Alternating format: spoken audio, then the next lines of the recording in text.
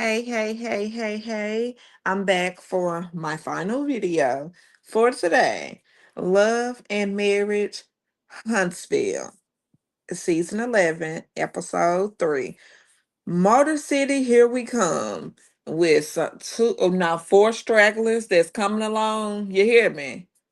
And their names they happen to be them old Scots. Ugh. Okay. But we start with Ken and Trish. And he is saying, that when it's time, it's pretty much they take up with them in therapy, honey. When it's time to throw him under the bus, then she is here. You do it. And then when it's time to defend me, you don't. I'm like, damn, it's true then. Can Trish say that we both have anger issues? And I'm like, well, bitch, listen, why are you with him? Okay. Are you okay? And I'm talking to Trish. Ken says that he doesn't understand. He said her lies.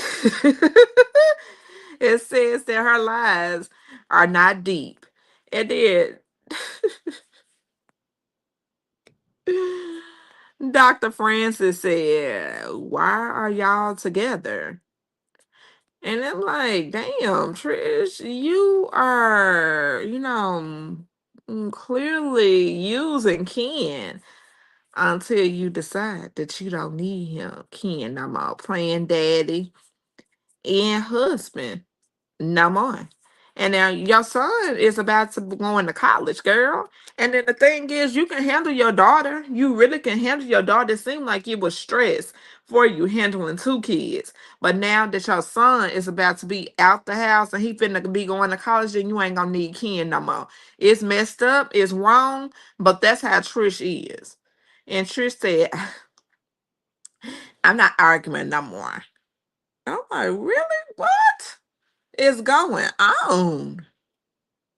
Oh, child, y'all, I do not like this lady. When I tell you I can't stand this lady, I can't stand her. She just be doing too much, just side talking and stuff like that, and be acting so bizarre and so crazy. And I'm like, I see why you was with Marquez. Y'all are the exact same. Okay, gracefully next. And then Destiny said in the confessional, because I was like, it's a lot of I could, tell by her energy. She seemed very, very uneasy there with her, surroundings with her mom and her, just the kids and stuff like that, just being there. It just seemed so uneasy. She just seemed like she was very uneasy, y'all. But actually, Destiny and her sister Paula are, hanging out and they talking and all that stuff. And Destiny had on the Gucci scarf now, y'all. You just go with me. She had the Gucci scarf and then she tied that over her wig. And I'm like, for bed. I said, okay, girl. Better you than me. I wouldn't have been using it because it's too expensive for that. But you know what? Better her than me. Then why the Scots come over and Destiny isn't really, she ain't really happy that they are even there. And it's clear that the production said, I mean, it's just clear that the production wanted them to be there. And I just want production to please stop pushing them and forcing them on us. Because I know personally, me, I don't like reviewing the show because I can't stand them. I can stand everybody else on the show but them. Ugh. Okay. All right. And it's like we don't need them. And it was evident on this episode. It was enough going on. We don't need child Scots. And Destiny said all her siblings were all adopted into good families. That is really good. And then her and her brother were the only ones being raised by her mom. hmm And then Paula said on, mm, Paula said on, Madonna, she had on a Madonna shirt, you know, that brand that Destiny got and all this stuff. She had on a Madonna shirt, and I said, "Oh, she look cute." And then Destiny is nervous to even be in her mom's presence because she says that she never would live up to what she said. You know what? And then Tisha and Kimberly come slithering up, pretending to be caring about Destiny, and it's gonna be rough, it's gonna be okay, and I'm doing Kimberly's voice, it's gonna be rough, it's gonna be okay. And that interaction was so fake, and I feel they made things worse. My personal feelings, because it ain't just so much that I don't like the Skies, but I think that their whole energy and their whole aura is fake. And the Scots go to see their family, and I'm like, goodbye. And then Destiny goes off to meet all of her family. And then Destiny said that she has been looking for the kids for 27 years. hmm And that was Destiny's um grandmother that said that she had been looking for the kids for 27 years. Okay. And then her brother says that he doesn't want to meet their mama at all. And rightfully so, because she just such a effed up individual. Them drugs, them narcotics, whatever, what have you, whether she's still on them or whether she off and she recovering or what it is, that just brings bad energy, bad juju, just bad everything. And her mother, and they want to be around her mother at all. I understand that it is very, very hard. Mm, Oh my goodness. And the Scots going down memory lane. So they quickly pan to the Scots for a second. And the Scots going down memory lane, right? And it's like, who taught this? Who thought? I mean, it's like, who thought this and that? And who chow chow and all this and that. So how they grew up, this, I don't give a damn. And then they are very delusional, very delusional. And then Uncle Rick, I like Uncle Rick. He got on Maurice on, picking up some weight. And I actually liked him. And then Maurice and Marcel, daddy is weird as hell, just like them. But we get back to Destiny. Whew. And she goes to get ready to speak to her mom. And then she said that her mom would embarrass her down to all the events, just everywhere that they would go when she was growing up. And Destiny has been through a lot with her mama. And she still seems to be addicted, like I said earlier, or recovering, or still on it, what have you. And I understand her mom came in. It's a shame. But her mama came in the room and her mom says to Paula, you look like me. And your father just passed. It's not funny, y'all.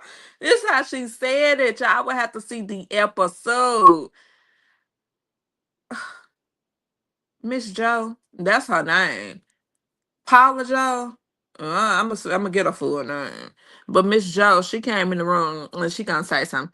Oh, you look just like me. And your dad passed. And then everybody in the room said, damn. And Destiny even said, damn.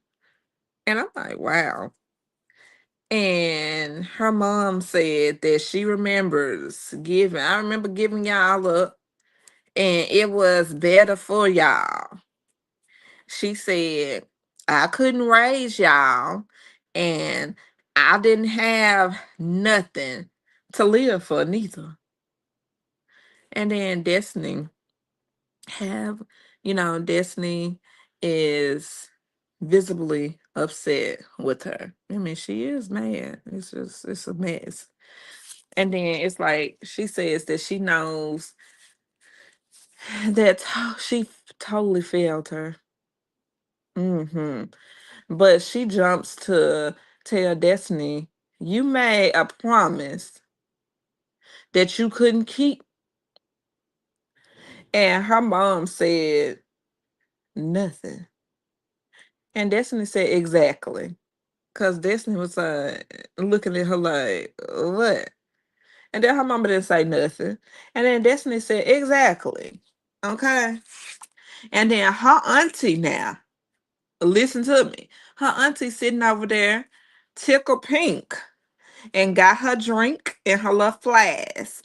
And Destiny said, I helped you back to be, I helped you and you back on the streets. And her mama said, Destiny's mama said, what streets? I got a house. Then said, what would you like me to do to help you? That's what Destiny asking. What would you like me to do to help you? And then her mama said, give me an apartment. Now, y'all mind y'all, she said she had a house, but her mama said, give me an apartment so I can pay my rent because I have my own income. But she told us that you live in a house. It's possible, but what kind exactly? Then Destiny said that the entitlement. And then her mom expressed that doesn't take care of her. And then her mom, she like, Mom, do you know that I'm just like, I just want to say, this what I'm asking. Excuse me, ma'am, Miss Joe, do you know that Destiny had a child? She got married and she went to jail and her lights was out. Then Paula, then her mama gonna say, Paula, it was nice to meet you. And then she doubled back to tell Destiny, you are always bringing up your father. And I'm like, and what scene? I ain't never hear her say. She said, you're always bringing up your father. And I'm like, damn, her mama is clearly mad at Destiny and her father. And I do remember that her father, her dad ain't crazy now. Of course she gonna say that he crazy. But she mad at Daddy and she mad at Destiny. And then Rhonda Joe. Rhonda Joe. I'm like, don't do that. Girl, good night. Whew. Gracefully next. And back to the Scots. It needs the final scenes, y'all. Back to the Scots. Marcel Daddy. Next to nothing there saying that he was taking care of his main woman and his kids. Then he was in jail. I'm like, he said no kids wrote to me, and he said that he was hurt. They daddy seems to resent the whole Rick situation. They don't like they daddy Marcel and Maurice's daddy don't like the fact that Uncle Rick stepped in to play the role for him. And he didn't give him a thank you or nothing like that. But I'm like, you was in jail. What was you in jail for? Who knows? But you was in jail. So what did you expect your brother to do? You still mad at your brother? Okay, gracefully next. And the episode ends with Destiny trying to keep calm when talking to Rhonda Joe. She just started singing a good old church hymn and all that stuff. And Destiny say, I don't want to go back and forth. And then Destiny said, you the one going back and forth. Then her mama, Rhonda Joe, gonna tell her, you the one going back and forth. And Destiny just said, I don't want to go back and forth. But wasn't nobody saying nothing. Destiny just said that she didn't want to go back and forth with her mama. And she trying to keep the peace. And then her mama jumped up and said, well, you the one who going back and forth. I'm like, I didn't hear her say nothing, but this was an episode, y'all. This really was an episode. And I summed it up quick, fast, and in a hurry so y'all can get the point. It was a lot going on. The Scots wasn't that important. And I guess they just threw them in there just so they can have a scene.